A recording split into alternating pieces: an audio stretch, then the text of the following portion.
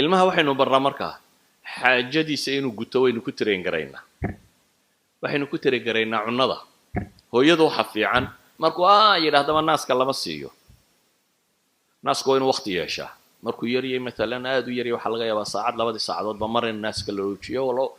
wax badanna nuugi maayo waqtiyo badanna waa la siiyaa markuu soo yaro koro naaska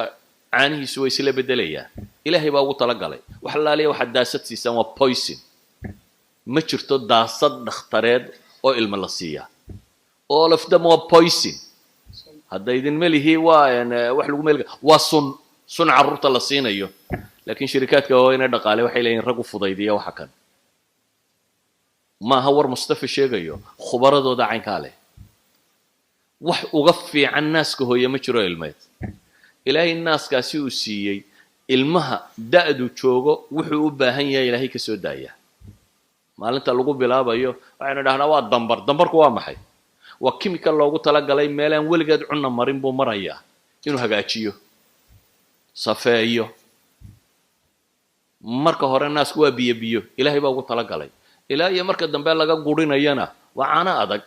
waa dhaqayo geel raggii maali jiray dhaqayo geeliya miya isku mid ah marka bilowga yahay dambarka laga maalayo isku nooc maaha intaa u dhaxaysa caanu way isbedelaan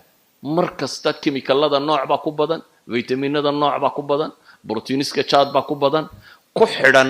da'da ilmahan iyo siduu u korayo okay ilmaha naaska marka loo bilaabo yar baa loo siiyaa markuu korona waa inaad dabdiga bartaa markuu yidhaahdaba in la siiyo maaha hadhow ilaa laga gaadhayo marka laga daynayo saacaduhu way koraan waxaynu cunnadaynu barraa